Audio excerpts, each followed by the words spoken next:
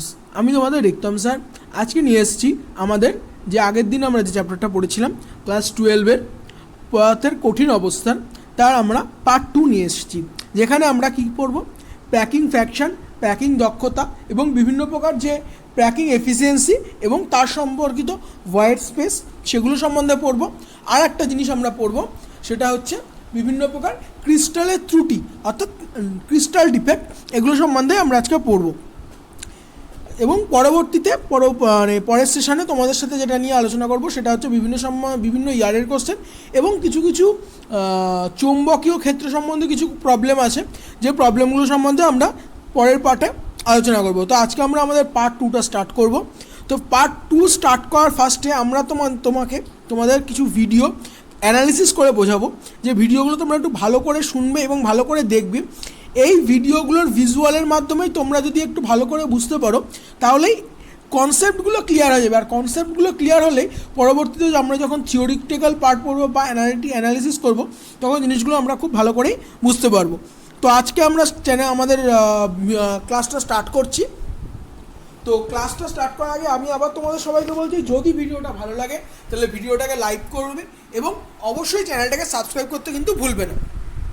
আর যদি কোনো প্রবলেম হয় বা কোনো কিছু যদি বুঝতে অসুবিধা হয় তাহলে অবশ্যই কমেন্ট বক্সে অবশ্যই কিন্তু তোমরা জানাবে।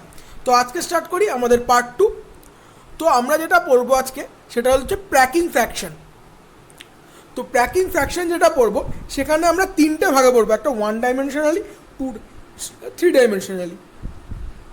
তো আমরা এখন ফার্স্টে বলছে in 1 dimension close packing there is just one way of arrangement. অর্থাৎ দেখো 1 ডাইমেনশন মানে কি, অনলি একটা এক্স অ্যাক্সিস থাকবে, অর্থাৎ কি কতগুলো মলিকিউল পাশাপাশিভাবে অবস্থান করবে। দেখো মলিকিউলগুলো প্রত্যেকে পাশাপাশিভাবে অবস্থান করছে এবং এখানে একটা মলিকিউলকে কেন্দ্র করে কটা মলিকিউল আছে, দেখো 2টো মলিকিউল অবস্থান করছে। দেখো এই দুটোর মধ্যে দেখো নীল মলিকিউলটাকে কেন্দ্র করে 2টো সবুজ মলিকিউল, অর্থাৎ এর কোঅর্ডিনেশন নাম্বার 2। অর্থাৎ কোঅর্ডিনেশন মানে কোনো মলিকিউল কেন্দ্র করে তার আশেপাশে কটা মলিকিউল আছে সেটাকে বলছে তার কোঅর্ডিনেশন নাম্বার। এবার বলছে আমরা যদি 2 ডাইমেনশনের ক্ষেত্রে দেখি তাহলে আমরা 2 ধরনের প্যাকিং দেখতে পারবো, একটা হচ্ছে স্কোয়ার ক্লোজ প্যাকিং আর একটা হচ্ছে হেক্সাগোনাল ক্লোজ প্যাকিং। কী বললাম, আমরা 2 ডাইমেনশনালের ক্ষেত্রে দেখতে পাবো একটা স্কোয়ার ক্লোজ প্যাকিং আর একটা হচ্ছে হেক্সাগোনাল ক্লোজ প্যাকিং, যেখানে আমরা দেখব যে মলিকিউলগুলো একই একটা স্টেয়ারের ওপরে আর একটা স্টেয়ার পরপর রয়েছে। দেখো স্কোয়ার ক্লোজ প্যাকিং এর ক্ষেত্রে আমরা দেখি প্রথমে আমরা একটা দেখো 1 ডাইমেনশনালি চেন যেরকম ছিল সেরকম পরপর মলিকিউলগুলো অবস্থান করছে, আর একটা সেম চেন এই মলিকিউলের ঠিক একদম মলিকিউলের ওপরে অবস্থান করছে। দেখো এই মলিকিউলগুলোর ওপরে অবস্থান করছে, ঠিক একইভাবে একই রকম চেন আর একটা আমরা বসালাম, তাহলে এই মলিকিউলগুলো কিন্তু পরপর দেখো যেগুলো বসালে এরকম একটা চেন পাচ্ছি এবং একটা মলিকিউলকে কেন্দ্র করে দেখো 4টে মলিকিউল ঘিরে রয়েছে। দেখো হলুদ মলিকিউলটাকে ঘিরে 4টে সবুজ মলিকিউলস রয়েছে, অর্থাৎ এক্ষেত্রে এর কোঅর্ডিনেশন নাম্বার হলো 4। এবং এক্ষেত্রে দেখো 4টেই যেহেতু সেম লেয়ার তাহলে আমরা বলতে পারি এটা এ টাইপ।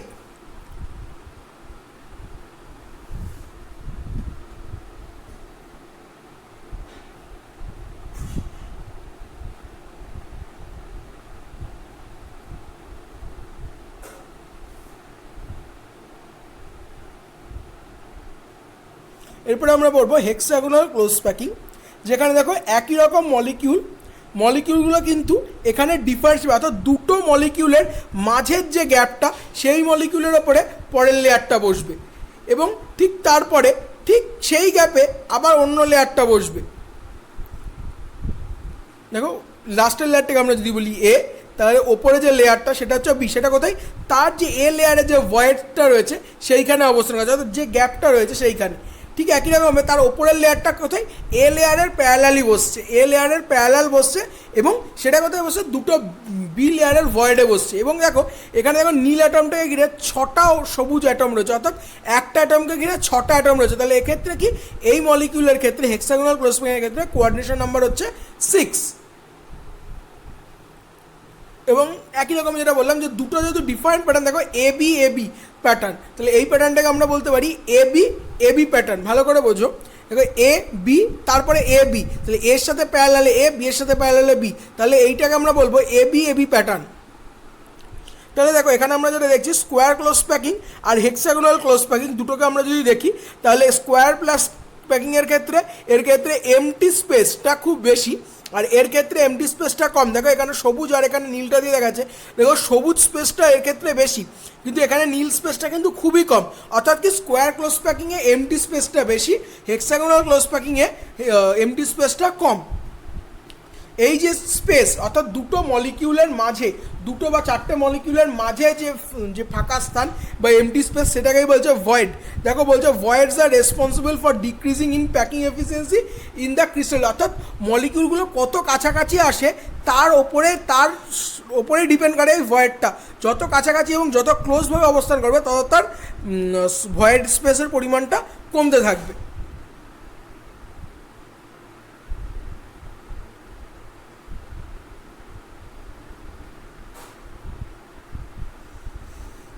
এবার আমরা 2 ডাইমেনশনাল স্কোয়ার ক্লোজ প্যাকড, এটা হলো 2 ডাইমেনশনাল আমরা একটা স্কোয়ার ক্লোজ প্যাক পেলাম, যেগুলো পরবর্তী লেয়ারটা ঠিক এর ওপরে এসে বসবে। দেখো ঠিক একই রকমভাবে একই লেয়ার একই প্যারালালে বসলো, এর ওপরে ঠিক আবার একইভাবে বসবে। এটা আমরা 3 ডাইমেনশনালের ক্ষেত্রে দেখছি। 2 ডাইমেনশনালে কি মলিকিউলের ওপরে শুধু বসেছিল একটা দিক বরাবর, দেখো এখানে 3টে দিক বরাবরই আছে। আমরা যদি দেখি তাহলে এক্স ওয়াই জেড 3টে দিক আছে, একটা এর হাইট আছে, একটা ওয়েদ আছে, এদিকেও আছে। তো দেখো এক্ষেত্রে দেখো আমরা যেটা পেলাম, দেখো 4টের ক্ষেত্রে যদি দেখি তাহলে একটা মলিকিউলকে ঘিরে কি দুটো, এদিকে দুটো, এদিকে দুটো, 4টে, আর ওপরে দুটো, 6টা। দেখো 6টা অ্যাটম রয়েছে। দেখো এই মাঝের যে মলিকিউলটা, সেই মলিকিউলটাকে কি 6টা অ্যাটম রয়েছে। দেখো যেটা এখানে দেখানো হচ্ছে যে 3 ডাইমেনশনাল, এখানে দেখো কোঅর্ডিনেশন নাম্বার 6। দেখো এখানে 6টা অ্যাটম এখানে সেন্টার অবস্থায় রয়েছে। এখানে দেখো এ বি এ এ 4টেই কিন্তু এ ফরম্যাটে রয়েছে, অর্থাৎ 4টে কিন্তু একই প্যারালাল পজিশনে রয়েছে, যেহেতু এটাকে বলছে এ টাইপ অ্যারেঞ্জমেন্ট। এবং এক্ষেত্রে দেখো এটা একটা কিউবিকের ইউনিট সেল বা প্রিমিটিভ কিউবিক ইউনিট সেল গঠন করছে। দেখো যেক্ষেত্রে 4টেই একসাথে একটা থোকার মতো বা একসাথেই ওটা অবস্থান করছে। এরপরে আমরা দেখবো হেক্সাগোনাল ক্লোজ প্যাকিং, যেখানে প্যাটার্নটা ডিফারেন্ট, এর ওপরে ঠিক সেম প্যাটার্নের লেয়ারগুলো আবার বসবে পরপর।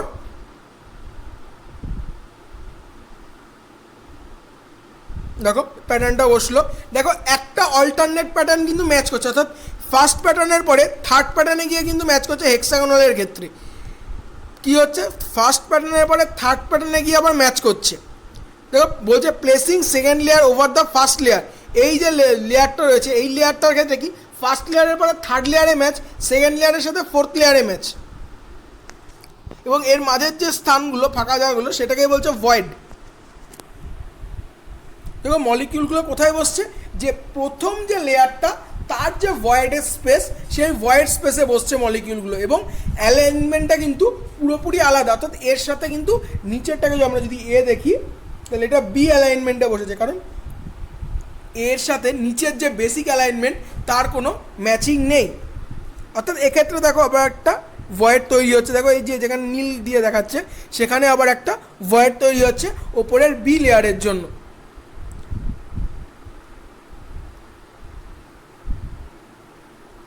এবার হচ্ছে ভয়েড বলছে দু প্রকারের, একটা হচ্ছে টেট্রাহেড্রাল ভয়েডস যেটাকে আমরা বলছি টি, আর একটাকে বলছি অক্টাহেড্রাল ভয়েড যেটা হচ্ছে ও। ভয়েডটা মেনলি সৃষ্টি হয় আমাদের যে মলিকিউলগুলো তার ক্লোজ প্যাক সিস্টেমটার জন্য। যেরকম দেখো এখানে 3টে মলিকিউল রয়েছে এবং তার মাথায় একটা মলিকিউল রয়েছে, তাহলে এটা কিন্তু টেট্রাহেড্রাল। যদি আমরা এর মধ্যে দিয়ে বন্ডিং করি তাহলে দেখবো এখানে একটা টেট্রাহেড্রাল সিস্টেম তৈরি হয়েছে। তো টেট্রাহেড্রাল ভয়েডের ক্ষেত্রে দেখো মাঝখানের যে পজিশনটা সেটা এই যেখানে দেখো মার্ক করে দেখানো হচ্ছে যে ভয়েডস, ওই যে ফাঁকা স্থানটা ওটা কিন্তু টেট্রাহেড্রাল স্ট্রাকচার গঠন করছে।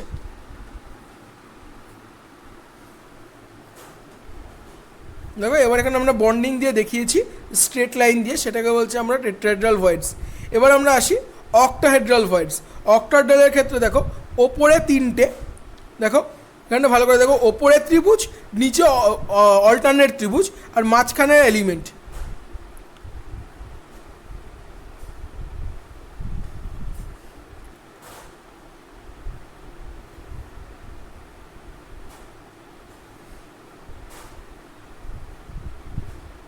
দেখো আমরা ভালো করে দেখি, দেখো 4টের সাথে ওপরে 3টে গেছে, উপরের ত্রিভুজের সাথে নিচের ত্রিভুজটা ম্যাচিং হয়েছে, এটাকে হচ্ছে অক্টাহেড্রাল।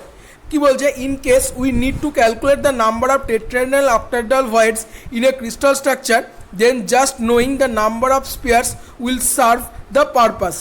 কি বলছে, নাম্বার অফ স্পেয়ার, কি বলছে, যদি আমরা ধরে নিই যে এর number of sphere in crystal structure, then এর number of octahedral voids are two এর নাম্বার অফ টেট্রাহেড্রাল ভয়েডস। দেখো বলছে টেট্রাহেড্রাল ভয়েডস হবে 2n, অর্থাৎ যদি এর নাম্বার অফ স্পিয়ার থাকে ক্রিস্টাল সিস্টেমে, তাহলে এর নাম্বার অফ অক্টাহেড্রাল ভয়েডস তৈরি হবে, কিন্তু 2n নাম্বার অফ টেট্রাহেড্রাল ভয়েডস তৈরি হবে। এবার দেখো যে থার্ড লেয়ার যদি তৈরি হয়, মানে আমরা দুটো লেয়ার দেখেছিলাম, এবার যদি 3 নম্বর ডিফারেন্ট লেয়ার তৈরি হয় তাহলে কি হবে, তাহলে এখানে দুটো ধরনের জিনিস তৈরি হবে। বলছে একটা কভারিং টেট্রাহেড্রাল ভয়েডস, একটা টেট্রাহেড্রাল ভয়েডস যেটা তৈরি হচ্ছিলো সেকেন্ড লেয়ারে সেটার উপরে হবে, আর একটা অক্টাহেড্রাল ভয়েডস, অর্থাৎ সেকেন্ড লেয়ারে যেখানে অক্টাহেড্রাল ভয়েডস তৈরি হচ্ছিলো তার উপরে হবে। তাহলে এবার ফার্স্ট আমরা দেখবো কভারিং টেট্রাহেড্রাল ভয়েডস। দেখো এখানে দেখো টেট্রাহেড্রাল ভয়েডস অর্থাৎ ত্রিকোণিক যে স্থানগুলো সেই স্থানে আমরা আবার করে অ্যালাইনমেন্ট করছি। এখানে অ্যালাইনমেন্ট করলে আমরা মলিকিউলগুলো বসাচ্ছি। দেখো মলিকিউলটা দেখো আবার এর ফরম্যাটের মতোই, এর সাথে কিন্তু প্যারালাল, অর্থাৎ এ বি আবার এ, দেখো স্ট্রাকচারটা কিন্তু ম্যাচিং করে যাচ্ছে। দেখো এ বি আবার এটা এ, কারণ এর সাথে দেখো এ আর এ পরবর্তী দুটোর যে লাইন আছে সেটা কিন্তু পরস্পর প্যারালালি অবস্থান করছে।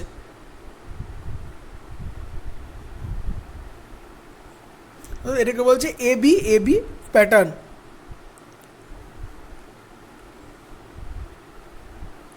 এটা কোথায় হলো, হেক্সাগোনাল ক্লোজ প্যাক স্ট্রাকচারের ক্ষেত্রে আমরা কিন্তু এ বি প্যাটার্নটা দেখতে পাই। এক্ষেত্রে কি হয়, 12 নাম্বার অফ স্পেয়ার্স থাকে যেটা কন্ট্যাক্টে থাকে। দেখো নিচে হচ্ছে 6টা আর উপরে 3টে, নিচে 3টে, তাহলে 3 3 6 আর 6 12, টোটাল 12 নাম্বার অফ অ্যাটম থাকে সেন্টারে, যেটা হচ্ছে জন্য এর কোঅর্ডিনেশন নাম্বার 12। এবার আমরা দেখবো অক্টাহেড্রাল ভয়েডসের ক্ষেত্রে যেটা কভার করছে। তাহলে অক্টাহেড্রাল ভয়েডসগুলো এইখানে তৈরি হচ্ছে, তাহলে সেই অক্টাহেড্রাল ভয়েডসে যদি আমরা বসাই তাহলে দেখো এর সাথে কিন্তু আমরা কোনো অ্যালাইনমেন্টের ম্যাচিং পাবো না। দেখো এর সাথে কিন্তু আমরা কোনো অ্যালাইনমেন্ট ম্যাচিং পেলাম না। তাহলে কি হচ্ছে, এটা কোনোর সাথে ম্যাচ, তাহলে এ বি এটা কিন্তু আলাদা টাইপ হয়ে যাবে সি।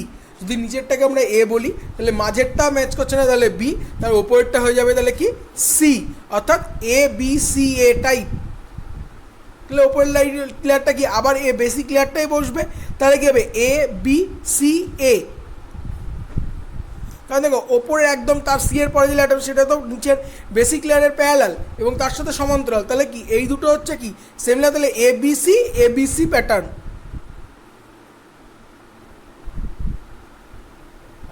এটাকে দিলাম আগে যেগুলো দেখলাম যে 3 ডাইমেনশনাল বিভিন্ন গঠন এবং বিভিন্ন প্যাকিং স্পেয়ার, এবং প্যাকিং স্পেয়ার সাথে ভয়েড এবং প্যাকিং ফ্র্যাকশন, যে জিনিসগুলো আমরা এখনই 3 ডাইমেনশনালি দেখলাম যে ভিডিওতে। এবার আমরা কিছু থিওরিটিক্যাল পার্ট আমরা আগে দেখে নিই এবং তার কিছু ক্যালকুলেশন প্রসেস এবং কীভাবে ক্যালকুলেশন করবো এবং কীভাবে আমরা লিখবো সেই প্রসেসগুলো সম্বন্ধে এবার আমরা কিছু দেখে নিই। তো ফার্স্ট আমাদের যেটা সবার প্রথমে যেটা আমাদের লাগবে যে আমাদের 3টে প্রকার একক আছে, অর্থাৎ সিম্পল স্ট্রাকচার, একটা পৃষ্ঠকেন্দ্রিক আর একটা দেহকেন্দ্রিক। অর্থাৎ পৃষ্ঠকেন্দ্রিক মানে হচ্ছে ফেস সেন্টার আর দেহকেন্দ্রিক মানে বডি সেন্টার। এই যে 3 প্রকার একক কোষ, এই একক কোষের কটা করে কণা উপস্থিত থাকে এবং সেই কণার সংখ্যা নির্ণয় করার পদ্ধতি। দেখো তোমাদের ফার্স্টেই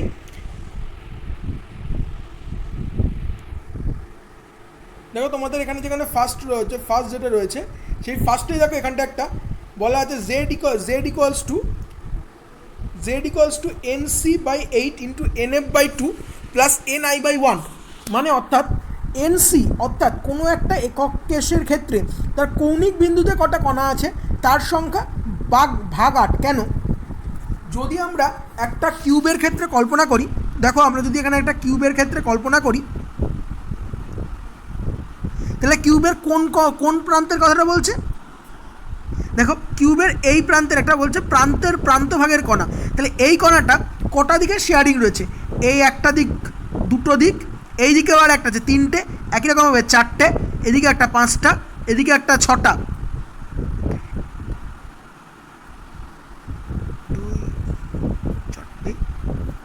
তাহলে এই দিক দিয়ে টোটাল আমাদের 8টা হবে, 8টা দিকে এ কিন্তু শেয়ারিং করছে। ঠিক একই রকম হবে যদি ফেস সেন্টারের ক্ষেত্রে দেখি, তাহলে আমরা এটা দেখব যে এখানে বলছে NF/2, অর্থাৎ আমাদের পৃষ্ঠতলে কটা করে কণা রয়েছে, অর্থাৎ প্রত্যেক যে ফেসের ওপরে কটা করে কণা রয়েছে সেটা বাই 2। আরেকটা বলছে NI/1, অর্থাৎ বলছে দেহ কেন্দ্রে, অর্থাৎ একক কোষের সেন্ট্রাল পজিশনে কটা রয়েছে সেটা বাই 1। এবং এইভাবে যে ক্যালকুলেট করলে আমরা যে ভ্যালুটা পাবো সেটা হচ্ছে একক কোষে উপস্থিত কণা সংখ্যা, যেটা আমাদের পরবর্তীতে দেখবো যে প্যাকিং ফ্র্যাকশন বা ভয়েড স্পেস ক্যালকুলেশনের ক্ষেত্রে এটা আমাদের কিন্তু খুব কাজে লাগবে। তো আমরা দেখো এখান থেকে বলা হচ্ছে সরল কেশের ক্ষেত্রে একক কোষের মোট কণার সংখ্যা 1টি, পৃষ্ঠকেন্দ্রিকের ক্ষেত্রে 4টি, দেহকেন্দ্রিকের ক্ষেত্রে 2টি।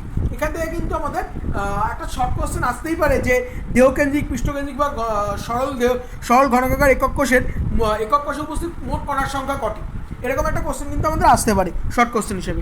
এরপরে আমরা যাই, সেটা হচ্ছে যেটা আমরা দেখলাম এখনই যে 3 ডাইমেনশনাল বিভিন্ন যে স্ট্রাকচারগুলো।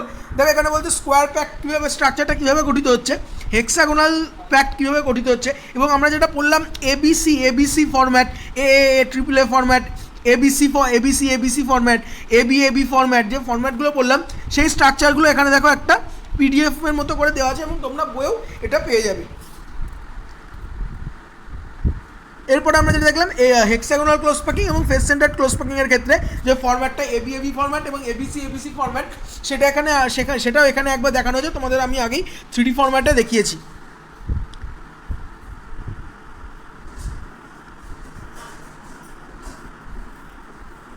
এইবার আমাদের যেটা আসে সেটা হচ্ছে প্যাকিং এফিসিয়েন্সি, অর্থাৎ প্যাকিং দক্ষতা।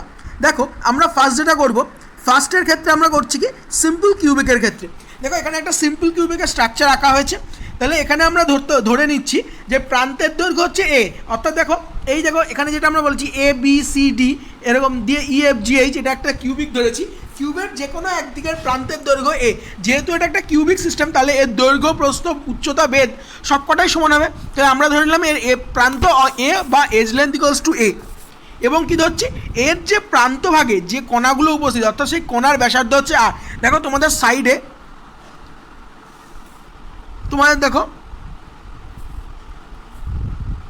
তোমাদের এই যে সাইডে দেখো এইখানটায় দেখো দেখানো রয়েছে যে কণাগুলো উপস্থিত রয়েছে সেই কণাগুলো কিন্তু অরিজিনালি কিন্তু এইভাবে কোনো গ্যাপিংয়ে অবস্থান করে না, পাশাপাশি ক্লোজ প্যাক অবস্থান করে। তাহলে ক্লোজ প্যাক যদি অবস্থান করে তাহলে মলিকিউলগুলো এইরকমভাবে দেখতে হয়, যেটা আমরা দেখো 3 ডাইমেনশনালে দেখিয়েছি তোমাদের।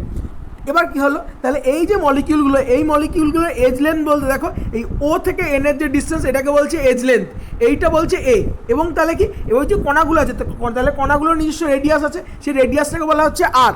তাহলে সেখানেই দেখো বলছে যে ধরা যাক প্রান্তের দৈর্ঘ্য A এবং যদি কণার ব্যাসার্ধ R হয় তাহলে কি হচ্ছে, তাহলে এবার আমরা কি বলছি প্রান্ত দৈর্ঘ্য A। তাহলে একটা কিউবিক্যাল সিস্টেম তার যদি প্রান্তর দৈর্ঘ্য A হয় তাহলে তার আয়তন কত দেখো বলা হচ্ছে তার আয়তন হচ্ছে A কিউব, অর্থাৎ A কিউব ঘন একক বা ঘন একক বা যে ইউনিট থাকবে সেই ইউনিট।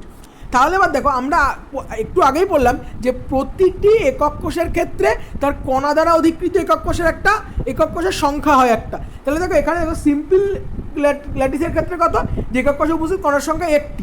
তাহলে এইখানে যে একক কোষে উপস্থিত কণাটা কতটা আয়তন ধরে রাখবে সেটা হচ্ছে 4/3 πr3, অর্থাৎ এই আয়তনের এরিয়াটা একটা একক কোষ দ্বারা অধিকৃত হবে। তাহলে এখানে কি R। তাহলে আমরা যদি এই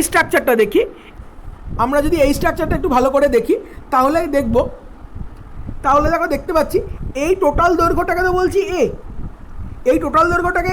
আর মাঝের অর্ধেকটাকে বলছি R।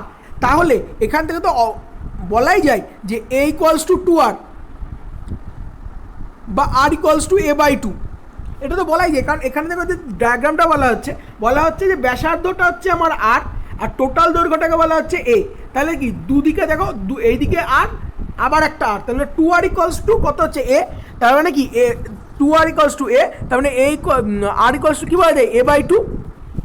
তাহলে এখানে কী হচ্ছে 4/3 πr3, এখানে R এর জায়গায় আমরা তাহলে এর মানটা বসালাম, তাহলে বসিয়ে আমরা ক্যালকুলেট করে পাবো 11A³/21। এবার বলছে প্যাকিং দক্ষতা মানে হচ্ছে যে একক কোষের অধিকৃত আয়তন, একক কোষে উপস্থিত কণা দ্বারা অধিকৃত আয়তন বাই সমগ্র আয়তন বা একক কোষের সমগ্র আয়তন, যেটা ইন্টু 100 করলে আমরা যে ভ্যালুটা পাবো সেটাকেই বলছে প্যাকিং দক্ষতা।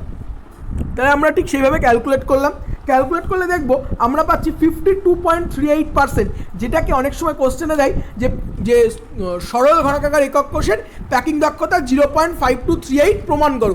এটা মানে কিন্তু এই নয় যে 52.38 আমার আসলো তার মানে আমি ভুল করলাম, কখনোই নয়। এই যে পার্সেন্টেজটাকে সেটাকে যদি আমরা পয়েন্ট ফ্র্যাকশনে লিখি তাহলে 0.5238 হবে। এবার বলছে এখান থেকে আরেকটা টার্ম আছে যে ভয়েড স্পেস, অর্থাৎ কেলাস মধ্যস্থ ফাঁকা স্থান। দেখো এই যে আমরা স্ট্রাকচারটা করেছি, এই যে স্ট্রাকচারটা আমরা করেছি এর মধ্যে দেখো এই পোর্শনটা কিন্তু ব্ল্যাঙ্ক, অর্থাৎ এই পোর্শনে কিন্তু কোনো অ্যাটম বা মলিকিউল নেই, তাহলে এই পোর্শনে তো একটা ফাঁকা। তাহলে এই যে ফাঁকা স্থান, এই ফাঁকা স্থানের পরিমাণটা টোটাল একক কোষের কত অংশ সেটা এখানে আমাদের ক্যালকুলেট করা হচ্ছে। কী করে ক্যালকুলেট করলাম? আমরা আগে ক্যালকুলেট করে নিলাম যে এই কণাগুলো দ্বারা কতটা অংশ অধিকৃত রয়েছে। দেখা গেল যে সরল ঘনকাকার একক কোষের ক্ষেত্রে 52.38% অধিকৃত রয়েছে। তাহলে কতটা ফাঁকা রয়েছে? 47.6% বা 48% অ্যাপ্রক্স। এটা কিন্তু পরীক্ষায় একটা কোশ্চেন প্রমাণ করতে দেয়, মিনিমাম 2 থেকে 3 নাম্বার একটা কোশ্চেন থাকবে। আমাদের তিনটে আছে, একটা simple cubic crystal, face centred এবং বডি সেন্টার্ড। এই তিনটে থেকে কিন্তু এই কোশ্চেনটা দিতে পারে এবং এটা খুব ইম্পর্টেন্ট কোশ্চেন। এখান থেকে একটা 3 নাম্বারের কোশ্চেন থাকবেই, বা এখান থেকে যে ক্যালকুলেশন থাকবে সেটা কিন্তু দেবেই। তাহলে এটা হলো সিম্পল কিউবিক ক্রিস্টালের ক্ষেত্রে আমরা প্যাকিং এফিসিয়েন্সিটা দেখলাম কী করে বের করতে হয় এবং কীভাবে বের করেছি এবং সেইখানে ক্যালকুলেশনটা কী করেছি। এবার আমরা যাব আমাদের পরেরটাই, সেটা হচ্ছে বডি সেন্টার্ড কিউবিক ক্রিস্টাল। তাহলে body centred cubic crystal, body centred কোনটাকে বলছে?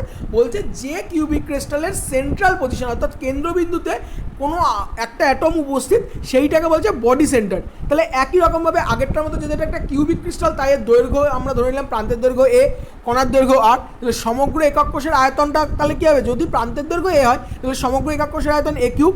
এবার আমরা আগেরটাই বের করেছিলাম, দেখো সিম্পল কিউবের ক্ষেত্রে একক কোষে উপস্থিত কণার সংখ্যা একটি, তাহলে বডি সেন্টারের ক্ষেত্রে কণার সংখ্যা কটা? দুটো হলো। কি করে পাবো? দেখো আগে আমি এখানে একটা বলেছিলাম যে এই সূত্রটা থেকে Z=NC/8 + NF/2 + NI/1, যেখানে NC হচ্ছে কর্নার পজিশনে অবস্থিত অ্যাটমের সংখ্যা, NF হচ্ছে ফেসে অবস্থিত অ্যাটমের সংখ্যা, আর NI হচ্ছে সেন্টারে অবস্থিত অ্যাটমের সংখ্যা। তাহলে কি আমরা যদি বডি সেন্টারের ক্ষেত্রে ক্যালকুলেট করি তাহলে দেখি, দেখো কটা আছে? 1 2 3 4 5 6 7 8 8টা অ্যাটম আছে। তাহলে 8/8 তার মানে 1, সেন্টারে কটা আছে? 1, তাহলে এখানে কত হচ্ছে? 1/1, আর ফেসে তো কিছু নেই তাহলে ওটা 0, তাহলে 1 + 0 + 1 কত হলো? 2, অর্থাৎ কি একক কোষে উপস্থিত কণার সংখ্যা কটা? দুটো। এইবার জ্যামিতিক গঠন অনুযায়ী দেখো, আমি যদি এই পজিশন থেকে H থেকে C পর্যন্ত ডিস্টেন্স দেখি তাহলে কত? এটা একটা আর, এখানে 2R, এখানে আবার আর, তাহলে কত হলো? 2R 2R 4R। তাহলে এটা একটা কর্ণসূত্র কি? √3a। সেই জন্য দেখো লেখা হয়েছে জ্যামিতিক সূত্র অনুযায়ী, তাহলে কি √3a = কি পেলাম? 4R। তাহলে 8 কি পেলাম? 3a/4। এবার কি একটা কণার আয়তন কত? 4/3 πr3। কিন্তু বডি সেন্টারের ক্ষেত্রে কটা আছে? দুটো। তাহলে কি বিসিসি কেলাসে কণা দ্বারা অধিকৃত আয়তন কত হবে? 2 × 4/3 πr3।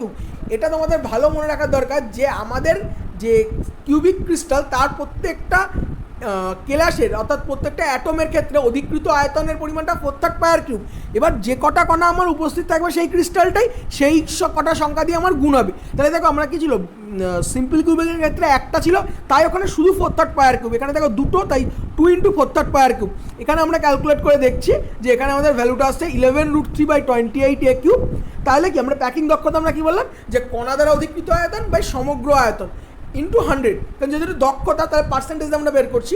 তাহলে এখান থেকে আমরা দেখবো 68.04% হচ্ছে আমার প্যাকিং দক্ষতা। কার ক্ষেত্রে? বডি সেন্টার কিউবিকের ক্ষেত্রে। তাহলে কি একই রকমভাবে আমরা কেলাস মধ্যস্থ ফাঁকা স্থান বা ভয়েড স্পেসটা ক্যালকুলেট করবো, দেখবো এখানে 32%। এইবার আমরা যদি পাশাপাশি দুটোকে মানে পর্যালোচনা করি, যদি মানে ফেস সিম্পল কিউবিক এবং যদি আমরা বডি সেন্টার দেখি তাহলে দেখতে পাবো যে কেলাসের ফাঁকা স্থানের পরিমাণ সিম্পল কিউবিকের থেকে বডি সেন্টারটা কিন্তু কম। সিম্পল কিউবিকে ছিল দেখো 57% ফাঁকা স্থানের পরিমাণ ছিল, আর এখানে 32%। পরীক্ষায় কিন্তু কোশ্চেন অনেক সময় এরকম দেয় যে এফসিসি, বিসিসি এবং এসসিসি ক্রিস্টালের ক্ষেত্রে ক্রিস্টালের কেলাস মধ্যস্থ ফাঁকা স্থানের তুলনামূলক আলোচনা করা, অর্থাৎ কোনটার ক্ষেত্রে বেশি ফাঁকা স্থান দেখায়, কোনটার ক্ষেত্রে কম। অর্থাৎ কি আমরা এখন দুটো থেকে দেখতে পেলাম যে বডি সেন্টারের ক্ষেত্রে কম, সিম্পল কিউবিকের ক্ষেত্রে বেশি। এরপরে আমরা আসবো ফেস সেন্টারের ক্ষেত্রে। দেখো ফেস সেন্টারের ক্ষেত্রে ঠিক একই রকম পদ্ধতিতে আমরা করব। এখানে দেখো যে এখানে কিন্তু টোটাল আমাদের 6টা অ্যাটম রয়েছে ফেসে, তাহলে একই রকমের ক্যালকুলেট করবো NC/8 অর্থাৎ 8টা অ্যাটম, তাহলে 8 × 1/8 1 হলো, তাহলে এখানে কটা 6টা অ্যাটম, তাহলে 6/2 তাহলে 1, ফেসে কোনো সেন্টারে কোনো অ্যাটম নেই তাহলে 0, তাহলে কত 6 × হাফ করলে কত 3 প্লাস এদিকে 1, তাহলে 3 + 1 4, অর্থাৎ FCC ক্লাসের একক কোষে উপস্থিত কণার সংখ্যা হলো 4টি।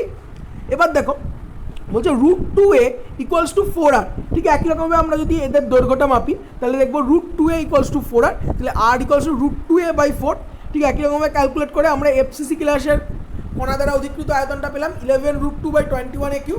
এখান থেকে আমরা প্যাকিং দক্ষতা ঠিক একই রকমভাবে সূত্রটা প্রয়োগ করলাম, প্রয়োগ করে দেখবো ক্যালকুলেট করবো, ক্যালকুলেটরে আমরা ভ্যালু বসাবো, দেখবো আমরা ভ্যালুটা পাবো 74.07%। তাহলে কী হবে, কেলাস মধ্যস্থ ফাঁকা স্থানের পরিমাণটা আমাদের বেরোবে 26%। তাহলে এই যে তিনটে আমরা এখনই স্ট্রাকচার দেখলাম, এটাতে কত হলো, ফেস সেন্টারের ক্ষেত্রে 26%। একটু ভেবে দেখো আমাদের যখন আমরা বডি সেন্টার পেয়েছি তখন সেখানে 32%, আর সিম্পলের ক্ষেত্রে আমরা পেয়েছি 48%। তাহলে আমরা কি বলতে পারি, তাহলে আমরা এটা তো বলতে পারি যে simple cubic crystal less than body centre cubic crystal less than FCC, বা এরকম বলতে পারি, সরি আমি একটু ভুল বললাম, SCCর ক্ষেত্রে কি বেশি, তারপরে কে আছে BCC body centre cubic crystal, তারপরে কে আছে FCC। SCCর ক্ষেত্রে কত 58%, BCCর ক্ষেত্রে কত বডি সেন্টারের ক্ষেত্রে 32%, আর FCCর ক্ষেত্রে 26%। অর্থাৎ আমাকে এটা কিন্তু পরীক্ষা অনেক সময় দিতে পারে যে আমাদের যে বিভিন্ন ক্রিস্টাল ক্লাস আছে 3 প্রকারের, তার মধ্যে কোনটির ক্ষেত্রে ক্লাস মধ্যস্থ ফাঁকা স্থানের পরিমাণ সবচেয়ে কম বা কোনটার মধ্যে সবচেয়ে বেশি, বা এদের তুলনামূলক আলোচনাটাও দিতে পারে। তাহলে এটা আমাদের গেল মেন পার্ট। এখান থেকে কিন্তু তিনটের মধ্যে যে কোনো একটা কোশ্চেন এখান থেকে আসতে পারে এবং এটা খুব ইম্পর্টেন্ট। এরপরে আমাদের যেটা পড়তে হবে যে দুটো আছে এখানকার আরেকটা ইম্পর্টেন্ট জিনিস, সেটা হচ্ছে রেডিয়াস রেশিও ভ্যালু। কী বলছে, রেডিয়াস রেশিও ভ্যালু, অর্থাৎ অ্যাটমগুলো মানে কেলাসগুলো কি যে ক্যাটায়নিক পার্ট এবং অ্যানায়নিক পার্ট দিয়ে তৈরি হয়, তাহলে এই যে ক্যাটায়নিক এবং অ্যানায়নিক পার্টের যে রেডিয়াস, তাদের যে মধ্যে যে অনুপাত, সেই অনুপাতের মান নির্ণয়। দেখো আমরা ফার্স্ট যেটা করছি এই দিকেরটা বাঁ দিকেরটা, সেটা দেখো স্কোয়ার প্ল্যানার আর অক্টাহেড্রাল স্ট্রাকচার। এক্ষেত্রে আমরা দেখতে পাচ্ছি একটা আমরা মলিকিউলার গঠন করেছি যার 4টে অ্যাটম, তার মাঝখানে রয়েছে একটা অ্যাটম, মাঝেরটা রয়েছে আমাদের ক্যাটায়নিক পার্ট অর্থাৎ পজিটিভ, বাকি তাকে সারাউন্ড করেছে নেগেটিভ চার্জ অর্থাৎ অ্যানায়ন রয়েছে। এবার এখানে আমরা একই রকমভাবে ধরে নিই প্রান্তের দৈর্ঘ্য A, তাহলে ক্যাটায়নের ব্যাসার্ধ ধরে নিলাম R+, যেহেতু এটা পজিটিভ চার্জ, এবং অ্যানায়নটা ধরে নিলাম R-। তাহলে আমরা এখান থেকে জ্যামিতিক সূত্র অনুযায়ী কী পাচ্ছি, দেখো এই টোটাল A = কি 2R-, যেহেতু এই রেডিয়াসটা বলছি তাহলে এই রেডিয়াসে কি আছে দুটো R-, অর্থাৎ অ্যানায়নের ব্যাসার্ধ। এবং এখান থেকে আমরা যদি মাঝেরটা, তাহলে এটা কর্ণের সূত্র কি √2a সূত্র অনুযায়ী কী পাচ্ছি 2R+, 2R-। তাহলে এখান থেকে আমরা ক্যালকুলেট করে পাচ্ছি R+/R- = 0.414। পরীক্ষায় অনেক সময় এটা আমাদের বলতে পারলে বা কোশ্চেন জিজ্ঞাসা করে যে স্কোয়ার প্ল্যানার বা অক্টাহেড্রাল স্ট্রাকচারের ক্ষেত্রে আমাদের রেডিয়াস রেশিও ভ্যালুটা কত, তাহলে মনে রাখতে হবে যে এটার ক্ষেত্রে রেডিয়াস রেশিও ভ্যালু 0.414। আর যদি ক্যালকুলেশন দেয় ঠিক যে প্রসেসে এখানটায় করা রয়েছে, তোমরা চেষ্টা করবে এই প্রসেসে করার। যদি কোনো জায়গায় বুঝতে অসুবিধা হয় তাহলে আমাকে আবার জিজ্ঞাসা করে নেবে। এরপরে আমরা দেখি টেট্রাহেড্রাল স্ট্রাকচারের ক্ষেত্রে। টেট্রাহেড্রাল স্ট্রাকচারের ক্ষেত্রে আমরা একটা গঠন করে রেখেছি, তাহলে এখানে সেন্ট্রালে প্লাস এবং তার অপোজিট পজিশনে রয়েছে দুটো নেগেটিভ অ্যাটম। তাহলে এক্ষেত্রেও আমরা একই রকম ধরেছি। তাহলে ধরার ক্ষেত্রে এখানে আমরা দেখেছি √2a = 2R, 2R-, √2a = 2R-, কারণ এখানে কর্ণটা কি এই বরাবর তো আসছে না, এখানে কর্ণটা এই বরাবর আসছে, তাহলে কি এই মলিকিউল আর এই মলিকিউল, তাহলে 2R-, যেহেতু দুটোই নেগেটিভ অ্যাটম, তাহলে এখান থেকে আমরা ঠিক একই রকমভাবে ক্যালকুলেট করে পাবো R+/R- = 0.225। তাহলে এটা মনে রাখার দরকার আমাদের যে স্কোয়ার প্ল্যানার বা অক্টাহেড্রাল স্ট্রাকচারের ক্ষেত্রে রেডিয়াস রেশিও ভ্যালু হয় 0.414 এবং টেট্রাহেড্রাল স্ট্রাকচারের ক্ষেত্রে রেডিয়াস রেশিও ভ্যালু হয় 0.225। এরপরে আমাদের আর একটা এখান থেকে ম্যাথামেটিক্যাল কোশ্চেন আছে আমাদের, এটা আমাদের জানতে হবে, সেটা হলো ঘনত্ব, কেলাসের ঘনত্ব সূত্রটা হলো ρ = Zm/Na³। কি বললাম, ρ = Z × M by N into A cube, যেখানে এ হচ্ছে কি বললাম এজ লেন্থ বা কিনারার দৈর্ঘ্য, জেড হচ্ছে পরমাণুর সংখ্যা, এম ক্যাপিটাল এম হচ্ছে মৌলটির পারমাণবিক ভর, আর একক কোষের আয়তন এ কিউব, আর কিনারার দৈর্ঘ্য তো বললাম এ, আর একটা কি এন, ক্যাপিটাল এন সেটা হচ্ছে অ্যাভোগাড্রো সংখ্যা। অ্যাভোগাড্রো সংখ্যাকে আমরা ক্যাপিটাল এন দিয়ে প্রকাশ করি। তাহলে আরেকবার বলি, ঘনত্ব রো এর সূত্রটা হচ্ছে Z into M by N into A cube, যেখানে জেড হচ্ছে কোষে উপস্থিত পরমাণুর সংখ্যা, এম হচ্ছে পারমাণবিক ভর, এন হচ্ছে অ্যাভোগাড্রো সংখ্যার এ কিউব অর্থাৎ হচ্ছে কোষের আয়তন। অর্থাৎ এ যদি কিনারার দৈর্ঘ্য হয় তাহলে কোষের আয়তন কিউবিকাল, যেহেতু ঘনকাকার একক কোষ, তাহলে ঘনকাকার হলে কি তার আয়তন হবে এ কিউব।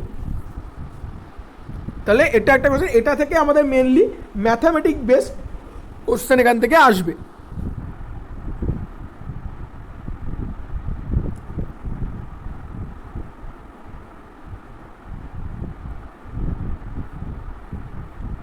এবার আমরা যেটা বলবো ক্রিস্টালের মেনলি ডিফেক্ট। ক্রিস্টালের মেনলি দু প্রকারের ডিফেক্ট হয়, একটা পয়েন্ট ডিফেক্ট আর একটা লাইন ডিফেক্ট। এর মধ্যে পয়েন্ট ডিফেক্টে দেখো আমাদের 6 প্রকারের ডিফেক্ট পাওয়া যায়, আর লাইন ডিফেক্টে 2 প্রকারের। দেখা যায় পয়েন্ট ডিফেক্টে বলছে Schottky, Frenkel, vacancy, interstitial, metal excess defect বা এফ সেন্টার্ড, আর একটা যে মেটাল ডেফিসিয়েন্সি ডিফেক্ট। আর লাইন সেন্টারের ক্ষেত্রে এজ ডিসলোকেশন আর একটা স্ক্রিউ ডিসলোকেশন। এবার এর মধ্যে আমাদের সিলেবাসে মেনলি আছে স্কটকি ডিফেক্ট এবং ফ্রেঙ্কেল ডিফেক্ট, আর ইন্টারস্টিশিয়াল ডিফেক্টের গঠনটা রয়েছে। গঠনটা মাঝে মধ্যে আমাদের আসতে পারে বা এটা আমরা জেনে রাখবো। তো এর মধ্যে আমাদের মেন যেটা পড়তে হবে সেটা হচ্ছে স্কটকি ডিফেক্ট এবং ফ্রেঙ্কেল ডিফেক্ট। তাহলে আমরা এবার এদিকে আসি ডিফেক্টের দিকে। তাহলে বলছে পয়েন্ট ডিফেক্ট। দেখো স্কটকি ডিফেক্ট আর ফ্রেঙ্কেল ডিফেক্টের ক্ষেত্রে দেখো এখানে যে টোটাল যে স্ট্রাকচারটা দেওয়া হয়েছে, এখানে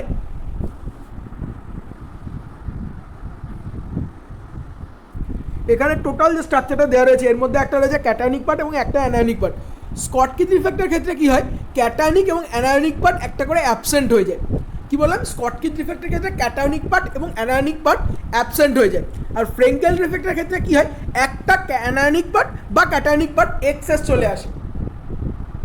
কি বললাম, ফ্রেঙ্কেলের ক্ষেত্রে একটা এক্সেস চলে আসে, আর মানে এক্সেস চলে আসে মানে কি কোনো পজিশনে না থেকে তার নিজের পজিশনে থেকে সেখান থেকে অন্য কোনো একটা পজিশনে এসে সে বসে অবস্থান করে, সেটাকে বলছে ফ্রেঙ্কেল ডিফেক্ট। আর স্কটকি ডিফেক্টের ক্ষেত্রে একটা ক্যাটায়নিক পার্ট এবং একটা অ্যানায়নিক পার্ট ফুললি অ্যাবসেন্ট থাকে। আর যেটা বললাম ইন্টারস্টিশিয়াল যে ডিফেক্ট বললাম, সেক্ষেত্রে মানে কেলাসের মধ্যে কোনো পজিশনে অন্য কোনো জায়গায় দুটো অ্যাটম অবস্থান করে, যেটাকে বলছে ইন্টারস্টিশিয়াল অ্যাটম। দেখো এখানে যেটা দেখানো হচ্ছে যে টোটাল ক্লাসটার মধ্যে এই পজিশন এবং এই পজিশনে দুটো এক্সট্রা ক্লাস অবস্থান করছে, যেটাকে বলছে ইন্টারস্টিশিয়াল ডিফেক্ট বা ইন্টারস্টিশিয়াল অ্যাটম যেটাকে বলছে। এবার আমরা এই যে স্কটকি এবং ফ্রেঙ্কেল ডিফেক্ট এগুলো সম্বন্ধে একটু কিছু সংক্ষিপ্ত তথ্য জেনে নিই। তো ফার্স্ট যেটা আমরা দেখালাম যে স্কটকি ডিফেক্ট এবং ফ্রেঙ্কেল ডিফেক্ট। দেখো এখানে একটা ইজি ডায়াগ্রাম চার্ট করা হয়েছে, যেখানে দেখো এ বি দিয়ে একটা ক্লাস জালক করা হয়েছে, যার মধ্যে দেখো অল্টারনেটে রাখা হয়েছে। দেখো এর পরে বি, বি এর পরে এ, অর্থাৎ অল্টারনেট সিকোয়েন্সে রাখা হয়েছে, যার মধ্যে দেখো একটা এ এবং একটা বি অ্যাটম অ্যাবসেন্ট। কি বললাম, আমি যেটা আগেই বললাম যে স্কটকি এবং ফ্রেঙ্কেল ডিফেক্টের মধ্যে স্কটকি ডিফেক্ট কি হচ্ছে, একটা ক্যাটায়নিক পার্ট এবং একটা অ্যানায়নিক পার্ট কমপ্লিটলি অ্যাবসেন্ট থাকে। কি বলছে দেখো এখানে আমি এই একটু ইংলিশটা আমি এক্সপ্লেন করে দিচ্ছি। Schottky defect consist of a pair of holes, অর্থাৎ এক্ষেত্রে দুটি শূন্য স্থান থাকে। কেন, কারণ দেখো এখানে একটা ক্যাটায়নিক পার্ট এবং একটা অ্যানায়নিক পার্ট অ্যাবসেন্ট রয়েছে। কি বলছে, 1 positive ion and 1 negative ion are absent, যেটা আমি তোমাদের এখনই বললাম। Occur in ionic crystal where cation এবং অ্যানায়ন আর সিমিলার সাইজ। এই স্কটকি ডিফেক্ট সেই সমস্ত ক্রিস্টালেই দেখা যায় যেক্ষেত্রে ক্যাটায়ন এবং অ্যানায়নের সাইজটা সিমিলারলি হয়, মানে অর্থাৎ অনেকটা কাছাকাছি হয়। আবার বলছি স্কটকি ডিফেক্টের মেন ব্যাপারটা হলো এক্ষেত্রে দুটি ফাঁকা স্থানের সৃষ্টি, অর্থাৎ দুটো হোলের সৃষ্টি হয়। তার মধ্যে কারণ কি, এখানে একটা পজিটিভ এবং একটা নেগেটিভ আয়ন অ্যাবসেন্ট থাকে বা অনুপস্থিত থাকে। আর দ্বিতীয়টা হচ্ছে এই প্রকারের ডিফেক্ট সেই সকল আয়নিক ক্রিস্টালে দেখা যায় যে সমস্ত ক্রিস্টালের ক্যাটায়নিক এবং অ্যানায়নিক পার্টের অ্যানায়নের মানে তোমার সাইজটা সিমিলার টাইপের হয়। এদের উদাহরণ হলো NaCl, CaCl, caesium chloride, KCl, KBr।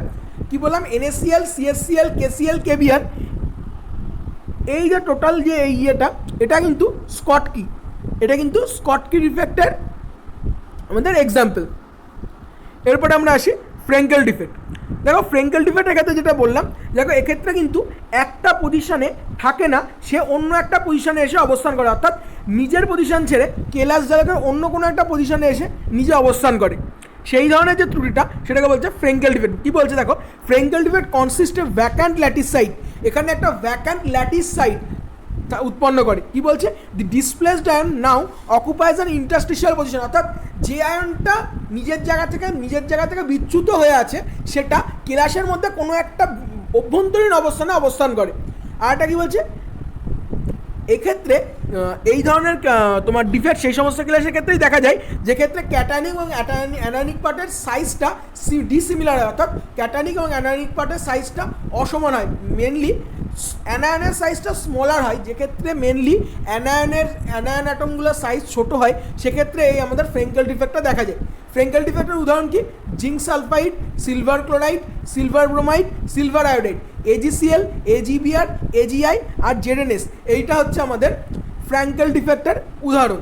তাহলে কি হলো, আমরা যদি দুটো ডিফারেন্টকে পাশাপাশি রাখি তাহলে এটা বলতে পারি স্কটকি ডিফেক্টের ক্ষেত্রে কি হয়, আমাদের একটা ক্যাটায়নিক চার্জ এবং একটা অ্যানায়নিক চার্জ অ্যাবসেন্ট থাকে, কিন্তু ফ্রেঙ্কেল ডিফেক্টের ক্ষেত্রে কি কোনো প্রকারের চার্জ কিন্তু অ্যাবসেন্ট থাকে না। স্কটকি ডিফেক্টে কী হয়, আমাদের একটা হোলের পেয়ার অফ হোল, অর্থাৎ এক জোড়া হোলের সৃষ্টি হয়, কিন্তু ফ্রেঙ্কেল ডিফেক্টে কী হয়, একটা শূন্য ল্যাটিস সাইটের সৃষ্টি হয়। আর একটা কি, স্কটকি ডিফেক্ট কোন ক্ষেত্রে দেখা যায়, যে সিমিলার সাইজ, ক্যাটায়নিক এবং অ্যানায়নের সিমিলার সাইজের ক্ষেত্রে বা সিমিলার সাইজ বা সিমিলারিটির ক্ষেত্রে এটা দেখা যায়। আর ফ্রেঙ্কেল ডিফেক্ট কোথায় দেখা যায়, ফ্রেঙ্কেল ডিফেক্ট মেনলি দেখা যায় যে ক্ষেত্রে ক্যাটায়নিক এবং অ্যানায়নিক সাইজের ডিসিমিলার সাইজ সেক্ষেত্রে দেখা যায়। এবং তোমাদের উদাহরণটা বললাম যে zinc sulphide, AgCl, AGBR, AGI হলো আমাদের ফ্রেঙ্কেল ডিফেক্টের উদাহরণ, আর এনএসিএল, সিএসসিএল, কেসিএল, কেবিআর এগুলো হচ্ছে আমাদের স্কটকি ডিফেক্টের উদাহরণ। এরপরে আমরা যেটা বলছিলাম যে মেটাল এক্সেসিভ এবং নন স্টয়চিওমেট্রিক, এক্ষেত্রে দেখো যে টোটাল সিস্টেমটা কমপ্লিট, এর ভিতরে একটা এ এবং একটা ইলেকট্রন দুটো অবস্থান করছে। দেখো তোমাদের সেকেন্ড যে টার্মটা দেখেছিলাম যেখানে দুটো এলিমেন্ট ক্রিস্টাল ল্যাটিসের মধ্যে অবস্থিত, ঠিক এটাও ঠিক একই রকমভাবে কেলাসের মধ্যে অবস্থান করছে, এবং কেলাসের মধ্যে অবস্থান যেহেতু করছে সেহেতু এটাকে বলছে excess defect, metal excess defect.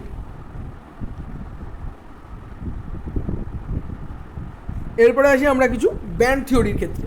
Band থিওরির ক্ষেত্রে আমাদের ফার্স্ট যেটা জানতে হবে, তিন প্রকার ব্যান্ডের কথা জানতে হবে। একটা হচ্ছে ভ্যালেন্স ব্যান্ড, একটা কন্ডাকশন ব্যান্ড, আর একটা হচ্ছে ফরবিডেন ব্যান্ড। ভ্যালেন্স ব্যান্ড বলছে সর্বোচ্চ যে শক্তিবাহ ইলেকট্রন দ্বারা সম্পূর্ণ বা আংশিক পূর্ণ থাকে তাকে ভ্যালেন্স ব্যান্ড বলে, অর্থাৎ আমাদের ভ্যালেন্স ব্যান্ডকে আমরা বলতে পারি সোর্স। পরিবাহী ব্যান্ড যেটাকে আমরা বলছে সেটাকে আমরা বলতে পারি অ্যাকসেপ্টর। কেন, দেখো বলছে, দেখো এখানে মেনলি কী হয়, ভ্যালেন্স ব্যান্ড থেকে এনার্জিটা পরিবাহী ব্যান্ডে ট্রান্সফার হয়, অর্থাৎ ভ্যালেন্স ব্যান্ড থেকে শক্তিটা কোথায় যাচ্ছে, পরিবাহীতে। তাহলে ভ্যালেন্স ব্যান্ড কিন্তু সর্বোচ্চ শক্তিসম্পন্ন, তাহলে সর্বোচ্চ শক্তিসম্পন্ন যে শক্তি ব্যান্ড সেটাকে বলছে ভ্যালেন্স ব্যান্ড, অর্থাৎ ভ্যালেন্স ব্যান্ডটা হলো আমাদের সোর্স। আর কি হচ্ছে পরিবাহী ব্যান্ড, যেটা তো সর্বনিম্ন শক্তিসম্পন্ন, সেটাকে আমরা বলতে পারি যে অ্যাকসেপ্টর, যে ভ্যালেন্স ব্যান্ডের এনার্জিটাকে অ্যাকসেপ্ট করছে। আর নিষিদ্ধ অঞ্চল বলছে পরপর দুটি শক্তি ব্যান্ডের মধ্যবর্তী শক্তির ব্যবধানকে নিষিদ্ধ অঞ্চল বলে। সাধারণত এই অঞ্চলে পরিবাহী ও ভ্যালেন্স ব্যান্ডের মধ্যে শক্তির পার্থক্য নির্দেশ করে, অর্থাৎ এই যে পরিবাহী আর ভ্যালেন্স ব্যান্ডের শক্তির ডিফারেন্সটা, এদের মধ্যে শক্তির ডিফারেন্স যত বেশি হবে নিষিদ্ধ অঞ্চলের পরিমাণটা তত বেশি হবে, আর শক্তির ডিফারেন্স যত কম হবে নিষিদ্ধ অঞ্চলের পরিমাণটা তত কম হবে। নিষিদ্ধ অঞ্চলের পরিমাণ যত কম হবে সেক্ষেত্রে এনার্জিটা খুব তাড়াতাড়ি ট্রান্সফার হবে, আর যেক্ষেত্রে নিষিদ্ধ অঞ্চলের পরিমাণটা খুব বেশি হবে সেক্ষেত্রে এনার্জিটা কিন্তু ট্রান্সফার হবে না, অর্থাৎ সেক্ষেত্রে এটা আমাদের কিন্তু অন্তরক হয়ে যাবে। অর্থাৎ কি, নিষিদ্ধ অঞ্চল যদি খুব বেশি হয় তাহলে সেটা অন্তরক, নিষিদ্ধ অঞ্চল যদি একদম কমে যায় বা ওভারল্যাপ করে তাহলে সেটা পরিবাহী হয়ে যাবে, আর যদি একটা সিম্পল ডিস্টেন্স থাকে তাহলে ওটা হচ্ছে অর্ধ পরিবাহী হয়ে যাবে। তো এবার আমাদের মেন যেটা এখানকার এই চ্যাপ্টারে আর একটা মেন এবং ইম্পর্টেন্ট, সেটা হচ্ছে এন টাইপ অর্ধপরিবাহী এবং পি টাইপ অর্ধপরিবাহী। এখান থেকে মেন যে কোশ্চেনটা আসে, মাঝে মধ্যে টিকা লিখতে দেয় বা বলে যে এন টাইপ অর্ধপরিবাহী বলতে কী বোঝো বা পি টাইপ অর্ধপরিবাহী বলতে কী বোঝো, উল্লেখ করো। তো এখানে আমি দেখো তোমরা বইয়ে এটা পেয়ে যাবে, তা আমি আরেকবার তোমাদের বুঝিয়ে দিচ্ছি। বলছে বিশুদ্ধ অর্ধপরিবাহী কেলাসের মধ্যে অতি স্বল্প পরিমাণে কোনো অপদ্রব্য প্রবেশ করানো হলে যার যোজ্যতা ইলেকট্রন সংখ্যা বিশুদ্ধ পদার্থটির তুলনায় বেশি হয়, এইভাবে যে অর্ধপরিবাহী সৃষ্টি হয় তাকে এন টাইপ বলে। অর্থাৎ কি, একটা বিশুদ্ধ অর্ধপরিবাহী গ্যাসের মধ্যে কোনো একটা অপদ্রব্য মেশাচ্ছে, যার ফলে তার যোজ্যতা ইলেকট্রন অর্থাৎ ব্যালেন্স ইলেকট্রনের সংখ্যা বেড়ে যাচ্ছে। সেইভাবে সেই পদ্ধতিতে যে অর্ধপরিবাহীটা তৈরি হচ্ছে তাকে বলছে এন টাইপ। অর্থাৎ একবার কি আমি যদি সংক্ষেপে বলি, কোনো একটা বিশুদ্ধ অর্ধপরিবাহী তার মধ্যে স্বল্প পরিমাণে কোনো অপদ্রব্য প্রবেশ করানোর ফলে তাদের যোজ্যতা ইলেকট্রন সংখ্যা বেড়ে যাচ্ছে, কার তুলনায়, বিশুদ্ধ পদার্থটির তুলনায় বেড়ে যাচ্ছে। এইভাবে যে আমরা অর্ধপরিবাহীটা তৈরি করতে পারি সেটাকে বলছি এন টাইপ অর্ধপরিবাহী। আর একটা হচ্ছে আমাদের পি টাইপ অর্ধপরিবাহী। বলছে বিশুদ্ধ অর্ধপরিবাহী কেলাসের মধ্যে অতি স্বল্প পরিমাণে এমন অপদ্রব্য প্রবেশ করানো হয় যা যোজ্যতা ইলেকট্রনের সংখ্যা বিশুদ্ধ পদার্থের তুলনায় কম হয়। এইভাবে যে অর্ধপরিবাহী তুলনায় সৃষ্টি হয় তাকে বলে পি টাইপ অর্ধপরিবাহী। অর্থাৎ আমরা এন টাইপে বললাম যে আমরা বাইরে থেকে এমন অপদ্রব্য মিশালাম যার ফলে তার যোজ্যতা ইলেকট্রন বা ভ্যালেন্স ইলেকট্রনের সংখ্যাটা বেড়ে গেল। কিন্তু পি টাইপের ক্ষেত্রে কী হয়, আমরা এমন একটা অপদ্রব্য মেশালাম যার ফলে কী হলো, তার যোজ্যতা ইলেকট্রন বা ভ্যালেন্স ইলেকট্রনের সংখ্যা বিশুদ্ধ পদার্থটির তুলনায় কমে গেল। এইভাবে যে অর্ধপরিবাহীটা আমরা তৈরি করলাম সেটা হচ্ছে পি টাইপ অর্ধপরিবাহী। মেনলি বিশুদ্ধ অর্ধপরিবাহী হিসাবে সিলিকন বা জার্মেনিয়ামই ইউজ করা হয়। কি বললাম, বিশুদ্ধ অর্ধপরিবাহী হিসাবে সিলিকন বা জার্মেনিয়ামই ইউজ হয়। একমাত্র মনে রাখবে যে এন টাইপের ক্ষেত্রে অপদ্রব্য রূপে ফসফরাস বা আর্সেনিক, এবং পি টাইপের ক্ষেত্রে বোরন বা অ্যালুমিনিয়াম এটা আমরা ব্যবহার করে থাকি। এরপরে একটা এন এবং পি টাইপ অর্ধপরিবাহী গঠনের চিত্র এখানে দেওয়া হয়েছে এবং তার গঠনেরটা ব্যাখ্যা করা হয়েছে। তোমরা বইয়ে দেখবে, এটা পেয়ে যাবে, একটু ভালো করে দেখবে এবং মনে রাখবে যদি এন টাইপ বা পি টাইপ অর্ধপরিবাহী কোনোটা সম্বন্ধে কিছু টিকা লিখতে দেয় বা 2 নাম্বার বা 3 নাম্বারের কোনো কোশ্চেন দেয়, 2 নাম্বারে যদি কোনো একটা টিকা লিখতে দেয়, তাহলে আমাদের অবশ্যই কিন্তু এন টাইপ অর্ধপরিবাহী কেলাস গঠনের এই গঠনটা কিন্তু আমাদের অবশ্যই দেখা দেবে দুটোর ক্ষেত্রে। কি বললাম, এই গঠনটা কিন্তু খুব ইম্পর্টেন্ট। যখন আমাদের এন টাইপ বা পি টাইপ অর্ধপরিবাহীটা 2 নাম্বার বা 3 নাম্বারের একটা টিকাই দেবে, তখন কিন্তু আমাদের এই স্ট্রাকচারটা অবশ্যই কিন্তু দেখাতে হবে, কারণ এটা হলো এখানকার মেন বেসিক কনসেপ্ট। যেখান থেকে আমরা এই গঠনটা বলছি সেটা আমরা একটা ডায়াগ্রামেটিক্যালি দেখালাম। এবং মনে রাখবে যে ডায়াগ্রামেটিক্যালি আমি যত জিনিস ডায়াগ্রামেটিক্যালি দেখাতে পারবো লেখার তুলনায়, তত কিন্তু নাম্বার ক্যারিং ক্যাপাসিটিটা আমাদের বেশি হবে। তো আজকে এখানেই আমি শেষ করছি। এর পরের দিন অন্য একটা চ্যাপ্টার নিয়ে তোমাদের সামনে উপস্থিত হব। তো আজকের জন্য এখানেই শেষ। অবশ্যই তোমাদের আবার বলছি, যদি ভিডিওটা ভালো লাগে থাকে তাহলে ভিডিওটাকে লাইক অবশ্যই করবে এবং অবশ্যই কিন্তু চ্যানেলটাকে সাবস্ক্রাইব করতে ভুলো না। আর যদি কোনো জায়গায় প্রবলেম হয় তাহলে অবশ্যই আমাকে কিন্তু কমেন্ট বক্সে জানাবে।